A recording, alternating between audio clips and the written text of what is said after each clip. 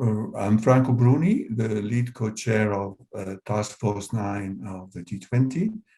Welcome to this panel of the Global Solution Summit, which is devoted to the themes of our task force and international finance, and in particular to the short and long-term challenges posed by the international financial system in distress. The work of Task Force 9, where I act as a co-chair, is centered on 15 policy briefs that we have selected among the many more that have been submitted as abstracts. The briefs address the challenges on several specific fronts, proposing research-based policy measures that the G20 should take into consideration in its deliberations.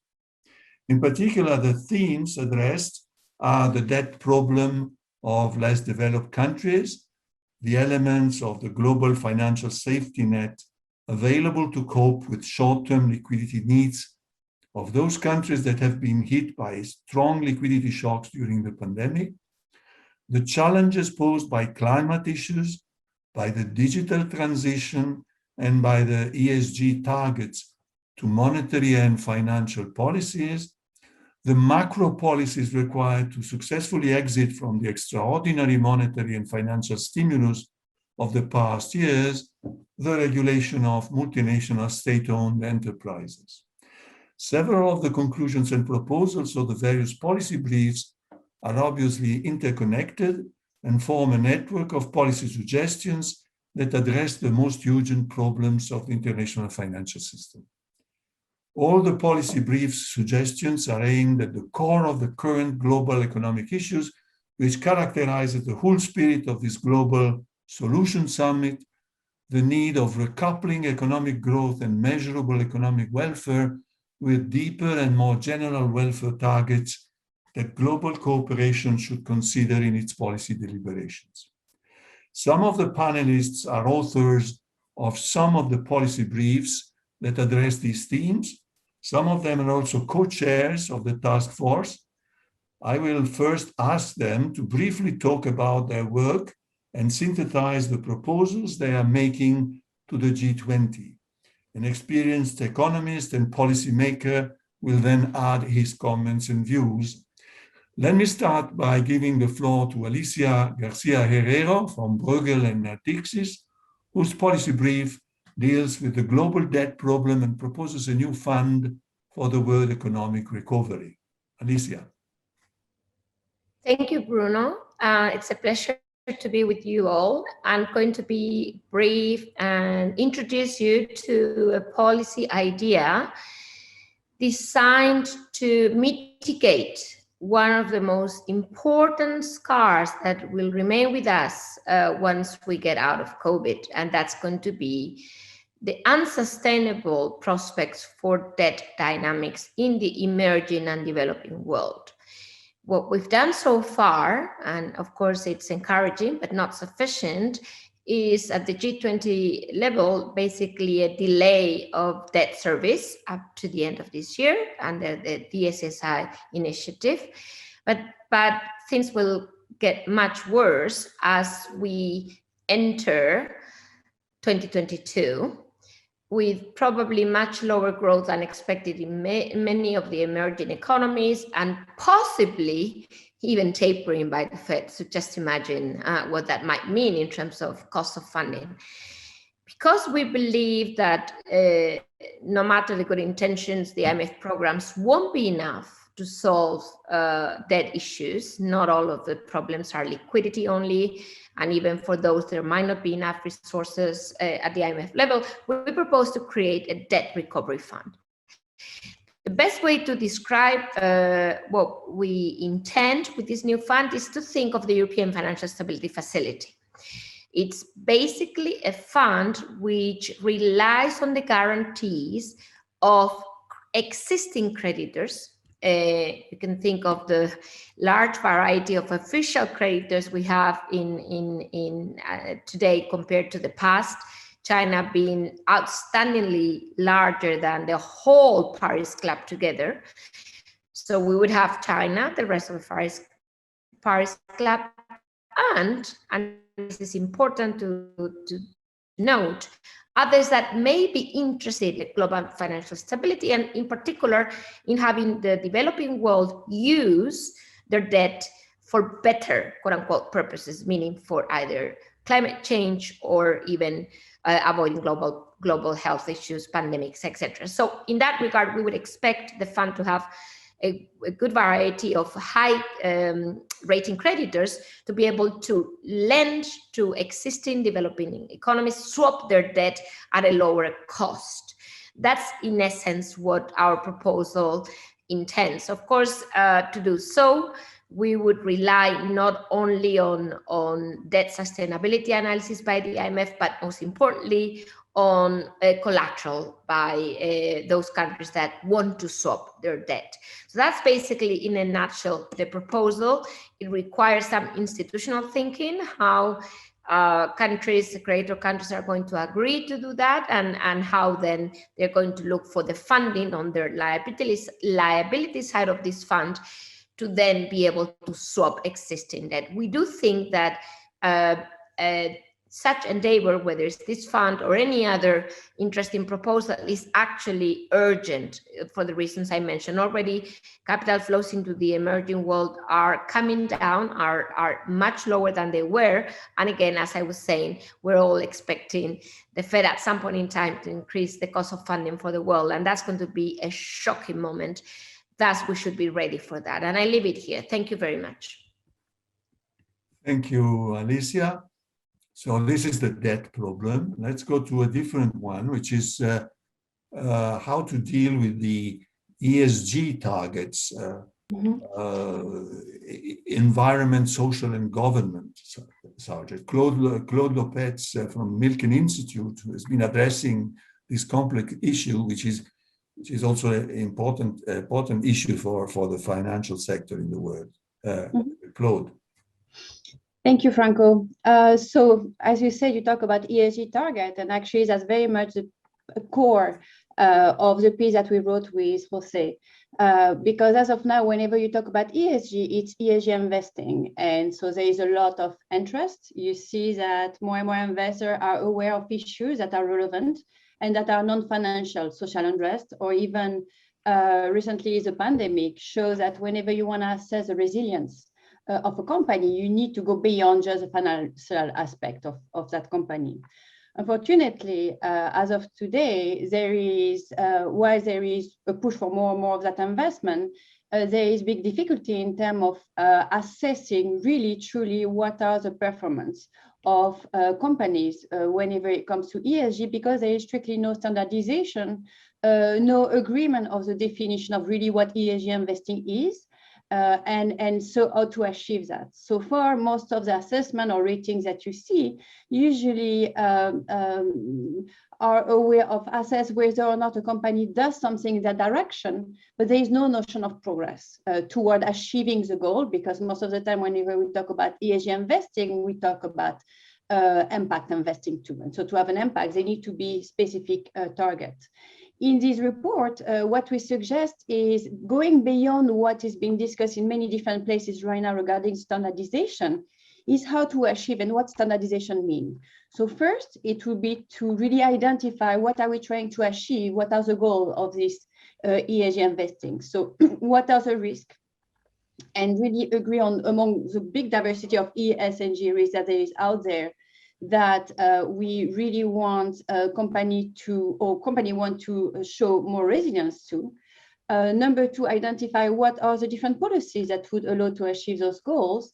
Number three, to identify the variables that would allow monitoring. And that's really where, whenever we talk about assessment, where the standardization really kick in, because besides just collecting information, and standardization would make things much easier also for firm to know what is expecting from them and where to improve.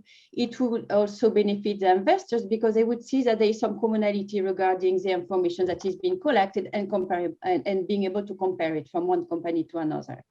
And finally, the fourth point, because most of those evaluations rely on ratings, and so that's been by third parties agencies. We also emphasize that they need to be transparency. While you can have similar variables, is how you will aggregate it that will actually do the final assessment, and that assessment may vary depending on the methodology or depending on the priorities of each rating agencies. Diversity of methodology is really not a problem. It's actually very beneficial for investors because that will allow them to tailor the information or to select the information they want to use based on their priorities, but they need to fully understand what are the different priorities or focus of the ratings they will be using. Same thing for the company, understanding how they are being assessed. We allow them to implement the right policy to achieve that goal.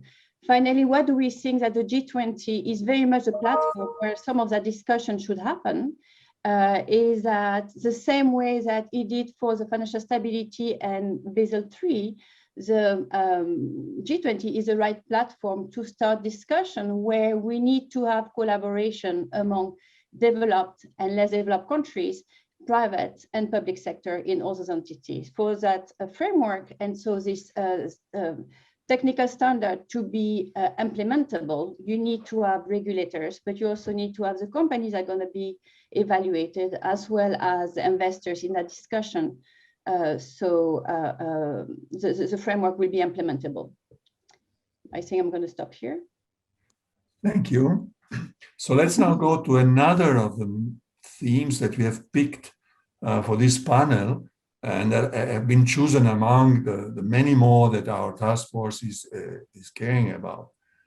And the floor is with Jose Ciaba Serrate from CARI, Buenos Aires, co-chair of the task force, whose contribution deal with Claude's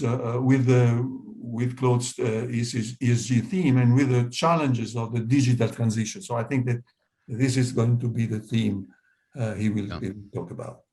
Yes. Thank you, Franco. Our policy brief, we wrote it with Claude, is on the emergence of new monies and the need to prepare the financial system for the digital age. If you check in the last 10 days, two important authorities have mentioned this topic. One was Jay Powell on May the 20th. He said that the Federal Reserve is studying these developments and exploring ways that it might refine its role as a core payment services provider and as the issuing authority for the US currency. And the other speech some days before was from Gail Brainerd, who's the governor of the Fed. It was titled Private Money and Central Bank Money as Payments Go Digital, an update on CBDCs, which is very much quite our topic, even though our scope, I would say, is broader. But what Brainerd says is that with technology platforms introducing digital private money into the US payment system, and with foreign authorities exploring the potential for CBDCs in cross-border payments, with those two elements in place, the Federal Reserve is stepping up its research and public engagement on CBDCs. And Jay Powell has said that in the summer, the Fed will publish a discussion paper on the subject. So there's a long tradition of benign neglect in the US about its currency and its international role. That neglect has been put aside because of a phenomenon occurring outside the US, which is now very important. And we stress that topic to suggest this specific proposal to the G20 leaders. We urge them to develop a comprehensive vision on the future on money and payments, and to develop continuing monitoring on these topics, which is what the Fed is saying they will do. And keep in mind, the Fed was the less enthusiastic central bank to tackle these issues, but it was forced in a sense because things are getting developed with or without the surveillance or the leadership of central banks. The second point, once you have developed a vision, is to integrate that vision into an agenda, practical agenda. And the task of that agenda is to guide a resilient financial system in a prudent transition towards the digital age. it's not monies, it's not payment systems, it's credit creation, everything. The whole financial system is in the middle of a process where technological change stands out as a more visible element. But I would say that social change is more powerful indeed. And at the end of the day, central banks' duties are to serve the public and provide them safe payment systems in the way the public prefers. And preferences and tastes of the public will change, not only because of technological change, but mostly because of changes in the society. The third point of our proposal is to encourage the broadest international cooperation. And we are sure that cooperation will appear because everyone, even the Fed, feels the challenge of this topic going ahead. In this sense, you cannot forget that central banks do not want to commit a mistake here. They might afford to be late, but they want to be in having the right ideas by the time these might be actionable or clear a need for public policy. The fourth point is that the world needs a global digital governance compact, and you need it for financial reasons, but you need it more because digitalization is affecting the whole society, and the new players in the finance field might come not from the traditional players, but from big data platforms like Amazon, Facebook, etc., which are way bigger, which grow faster, and which have huge financial muscle, well above what the big banks, which are deemed too big to fail, carry. So 7 of the 8 biggest corporations in the world now are from that family of lightly taxed, lightly regulated, and overseen data platforms companies.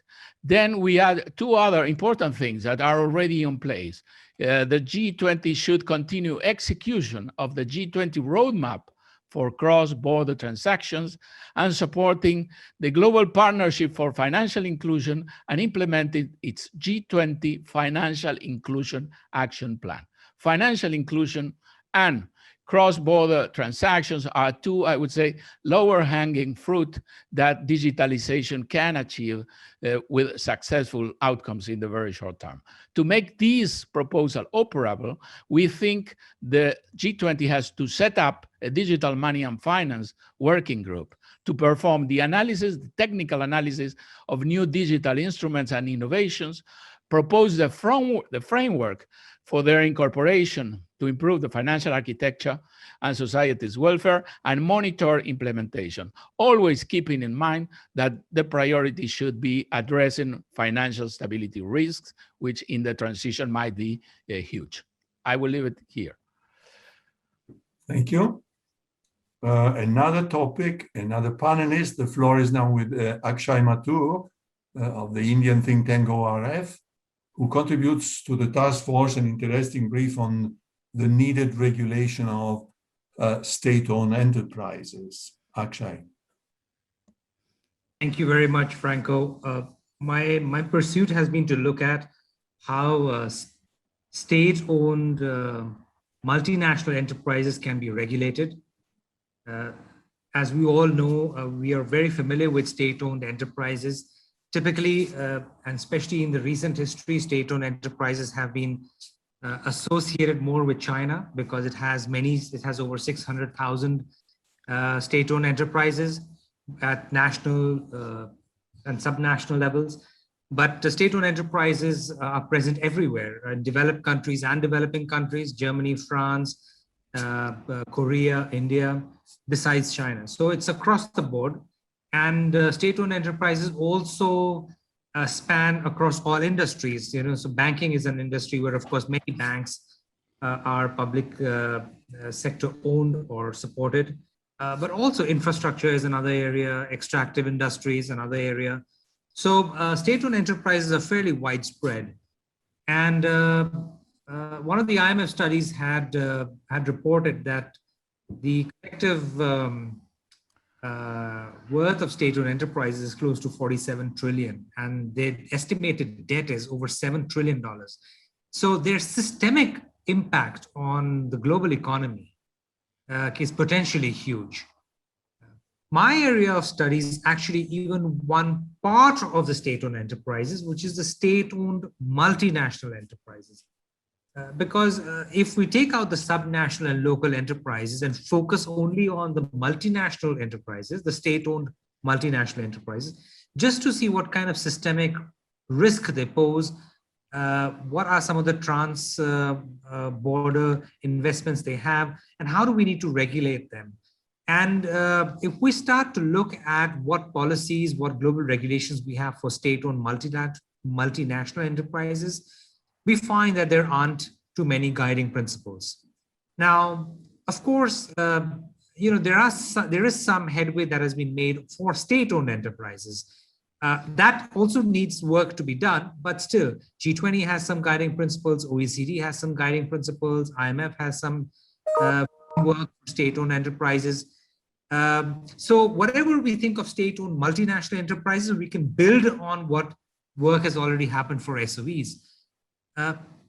One of the shortcomings of two shortcomings of the framework that we currently have for SOEs is this.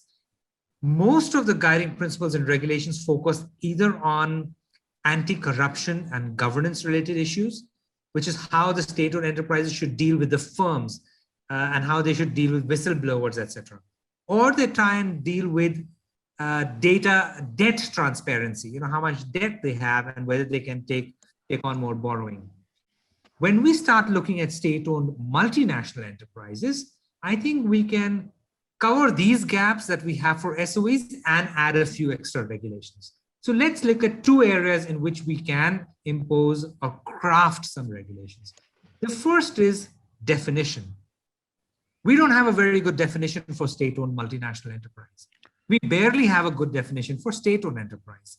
IMF has one definition for state-owned enterprise. It speaks to whether the government controls the majority share, can it control the majority voting share, etc.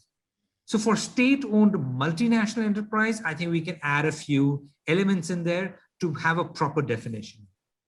The second area is data disclosure.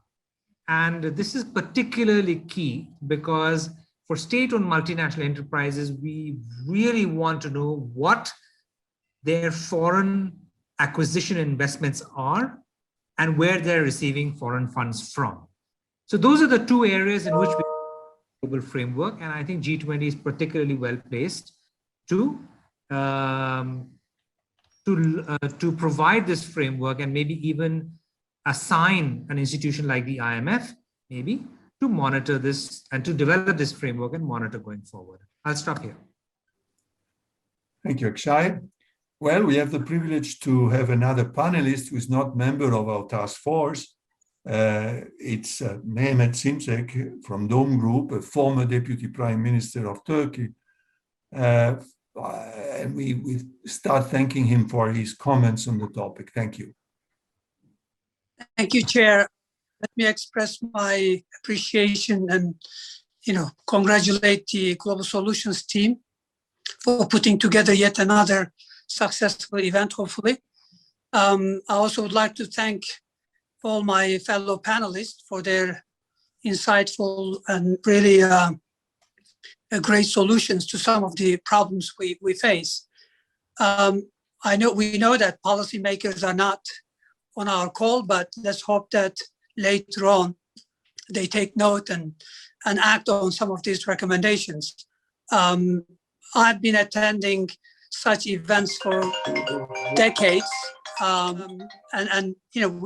we've discussed a lot of issues, in particular substantial macroeconomic issues that have substantial macroeconomic impacts, inequalities, climate change, aging populations, of course, rising debt burden, but rarely G20 acts on these issues. I've been there since the beginning, both as minister representing Turkey throughout both ministerial level meetings and leaders meeting. But I think it's very, very important that we continue to address some of these, discuss these challenges and address them. Let's face it, ignoring the problems are very costly. Prior to COVID outbreak, probably there were thousands of scholarly articles or conferences where, policymakers were urged to, put together contingency plans, capacity building, etc. But we've seen that not much was done, and therefore we had to spend a lot of money, massive fiscal deficits. Even in developed world, we realized that the capacity wasn't there. If I may, I'd like to make an extra, after this general observation, I'd like to make three observations about macro challenges in the near term. First of all, central banks have done a really great job in engineering a V-shaped recovery. Growth is now above trend in many developed countries, or is getting there.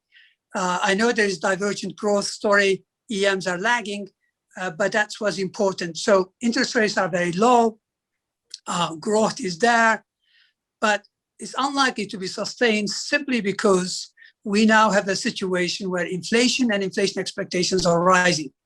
Now, markets, because they're flooded with liquidity, they are willing to take central banks' narratives that this is a temporary, the inflationary pressures are temporary. Markets wants to take that at face value. But the reality is, if inflation pressures prove to be more resilient or bigger issue, then I think we may face some significant problems down the road. Let me just give you a simple example. Roughly a year ago, investors who bought Austria's 100-year bonds when they were sold roughly a year ago, now face a loss of more than 30%. Imagine, pension funds that have invested in this. So only a few months ago, negative yielding stock of global bonds amounted to over $17 trillion.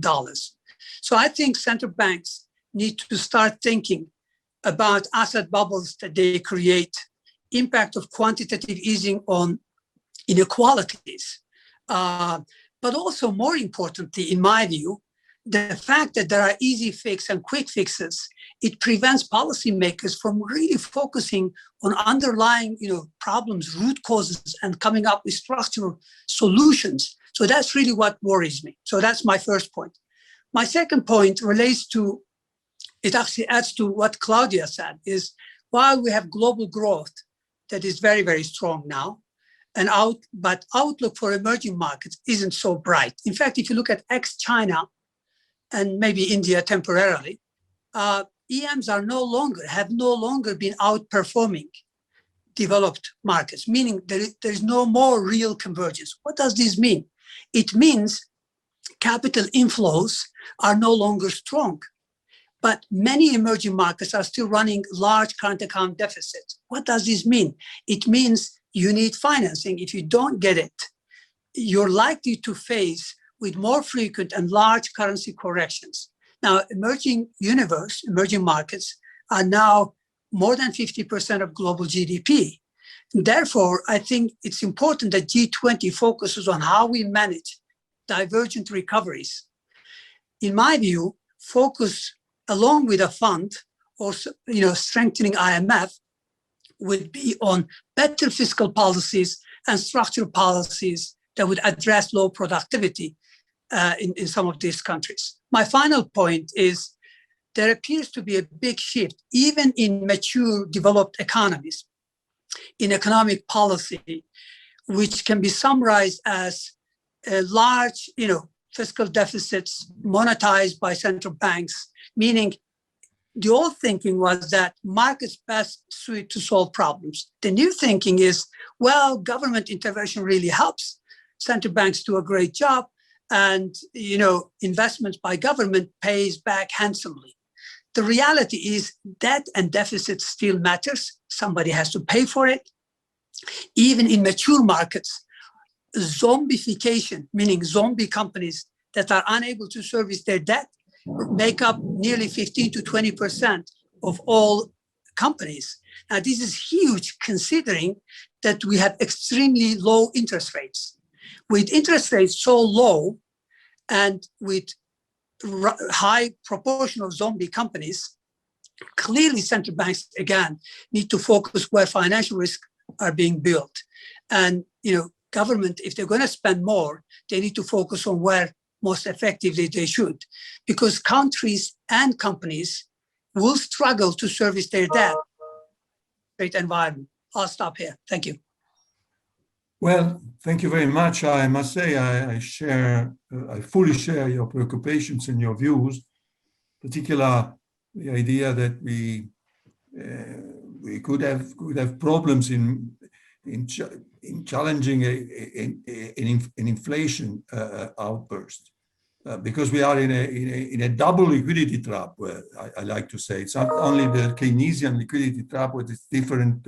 It's difficult to lower interest rates, but we also have difficulty in increasing interest rates, because as soon as central banks decide that it's time to increase them a little bit, the markets will exaggerate, and this is going to be a choice between inflation and financial stability. I think it's a tremendous trap where central banks have been driving us for reasons that can be understood, but still we are in trouble in this sense. Later, let me, if I may, put myself a question particular to Alicia.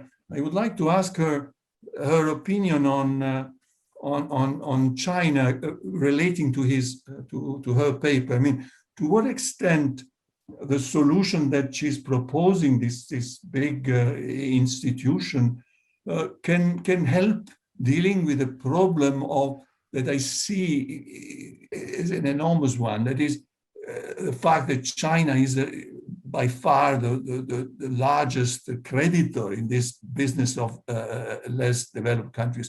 Is this issue in your mind in thinking to your solution? Thank you. By the way, Alicia Yes. knows very well China. She's been for many years in Hong Kong, by the way. Thank you. Yes, indeed. I think our proposal tries to fix two issues related to China's overarching role in the creditor status, meaning in having become very quickly, probably to the surprise of many, much larger than the whole Paris Club together. And the way we think the incentive structure, creating this fund will improve the incentive structure for China and the rest of the world is twofold. First, China can actually, quote unquote, hide within the creditor or the guarantors of this fund, meaning it doesn't have to be exposed to criticism, as it is the case today, of having perhaps lent too much to the emerging world, the whole idea of debt trap and so on and so forth. And by creating this fund, China could indeed be part of that community, and which in a way is a new institution. Yeah, it's not kind of China entering the Paris Club, which would be so much harder. The other side of the coin, this time around in favor of other creditors, let alone debtors, is that in exchange we would require more transparency. Yeah, I mean, for the fund to lend, the fund needs to know how much debt is out there to make sure that its lending is sustainable. And I think that again, it's like starting from scratch. I think that is quite important in terms of the incentive structure. So transparency on the one hand, secondly, China being part of a new institution, meaning not absorbing or accepting the rules of the game that are already there among official creditors. Thank you. Yes, there is a question. I think this is a question for Akshay, but I don't understand exactly what is the point. But I think I think the problem is, okay, state-owned enterprises, multinational enterprises, but what about state-owned financial enterprises, so to speak, including funds? I mean, there's an even more powerful tool. Is there any consideration in this sense? Typically, what happens is first of all, the state-owned financial firms are usually more transparent because the financial services, industry is better regulated. Usually, it has more international financial institutions to answer to and guidelines to follow, from BIS to IMF. Typically, they're better, they're more transparent. And what tends to happen, if you take the sovereign wealth funds, for instance, they do have their own Santiago principles, and for the most part, they're able to declare their investments and their risks quite appropriately. There are a few funds which do not. I presume the person who's asking a question, the sovereign wealth fund is a good example.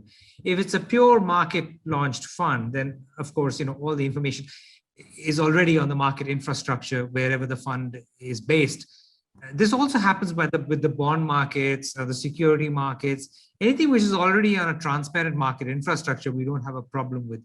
I think the problem is with the non-transparent state-owned multinational enterprises. And in the case of the US, yes, you may be right that I think it's a problem of distribution and investment, because a large part for the US foreign policy, a lot of it, the US leaves it to its private enterprises, whereas China uses and leverages the state-owned enterprises, as do some other nations.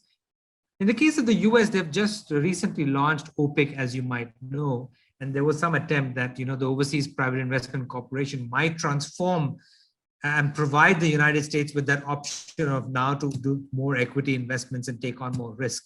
But I think that's still behind. I mean, it's very close to what China and other countries can do.